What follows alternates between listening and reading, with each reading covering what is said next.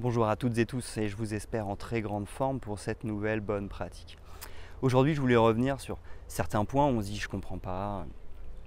Je mets en place des actions pour motiver mes équipes, j'essaye de les responsabiliser, j'essaye de leur donner du sens, j'essaye de les impliquer, je leur ai donné une prime et puis pour autant toutes ces actions ne fonctionnent pas. Eh bien sachez que c'est normal, c'est tout à fait normal parce que finalement,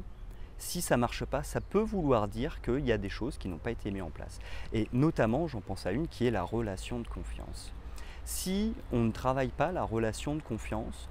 ça va être très difficile que les équipes finalement soient motivées quand on met en place des outils de motivation parce que finalement, c'est comme nous. Si on n'a pas confiance en quelqu'un,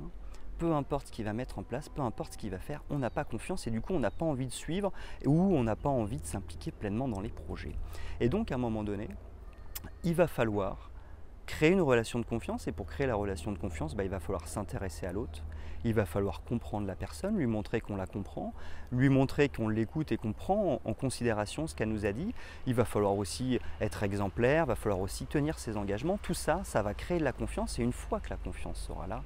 alors on pourra utiliser les outils de motivation parce que les gens ayant confiance,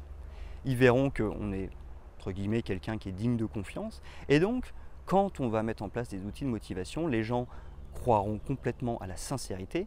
de ce qu'on met en place et donc les outils de motivation fonctionneront fortement. Et puis au-delà de la relation de confiance, il y a aussi un travail sur son attitude. Alors j'ai fait une vidéo il y a quelques jours là-dessus, je vous invite à la regarder, mais il y a effectivement aussi un travail sur son attitude.